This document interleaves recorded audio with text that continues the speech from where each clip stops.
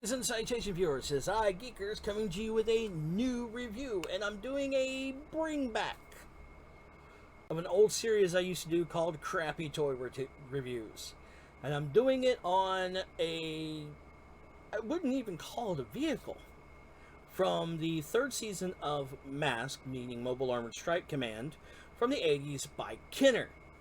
Now, this is a season that brought us race cars that turned into jets, or what was another one that was pretty cool there? It was Indy.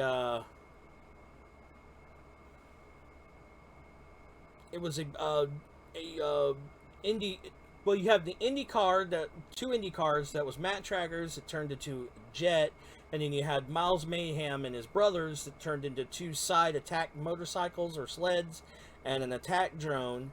But the Matt Tracker also came with a truck that turned into a battle platform. You had a tow truck that turned into a battle platform, which was pretty neat. A motorcycle that turned into a hovercraft. And then you had this. This was a good guy's vehicle. This is the collector. This is a toll booth.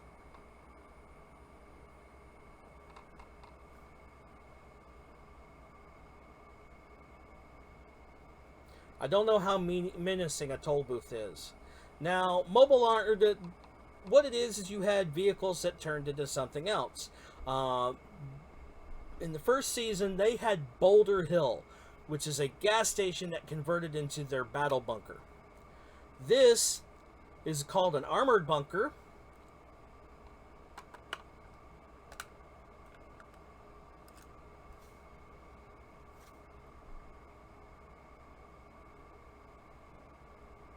I'm letting you soak it in to full effect. Now, this is supposed to be a Gatling gun. This over here is a smart bomb. There's supposed to be a little laser pistol here, but I got this secondhand, so I didn't get it. And back here is a radar dish. The pilot is Alex. I call it a pilot, but his name's Alex Sector. And the only way you could get this figure is if you bought a Boulder Hill playset.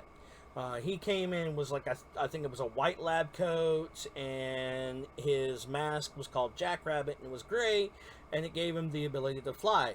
This, he's wearing I'm guessing, poncho, and his mask is called the Disruptor, and it just disrupts radio signals.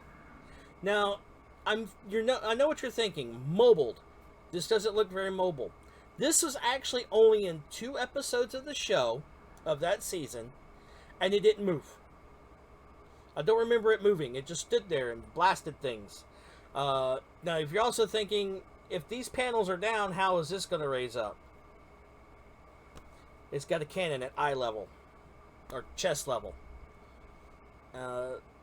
It's not very.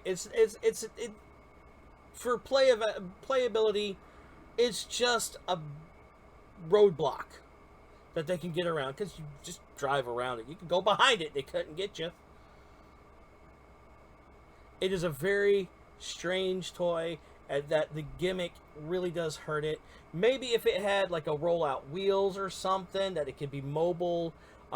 If you look under here, it does have molded fans, and I don't want to know what that is. But I think that's just there so that piece can move. If it was a hovercraft, I don't remember it moving in the show at all. It just sat there. So yeah, it's not very attack friendly. It's like it just stops you once, and that's it. And it's really just a really goofy looking vehicle. So yeah. Being part of the gimmick does hurt it. Maybe you had him into a different vehicle, would have been better. But this is just really goofy. And it does fall under crappy toys. Even though it does what it's supposed to, it just sits there. There's no play feature. There's no gimmick to it besides transformation. The other figures in the line have a gimmick that really works. There's a gas station, or like a little refueling station that is along the same lines as this, that actually has an action feature. This doesn't. If this had like a spring-loaded gimmick, because at that time a lot of these toys had a spring-loaded gimmick that gave it a little bit of an oomph that would add to it, this didn't, and it actually gets like a D in my book. For it does what it's supposed to, but it doesn't add more, so it falls under the line of a crappy toy. This is also considered one of the worst toys in the M.A.S.K toy line. But that being said, I am Geekers. This has been a crappy toy review, and just remember, I buy crappy toys so you don't have to. Later.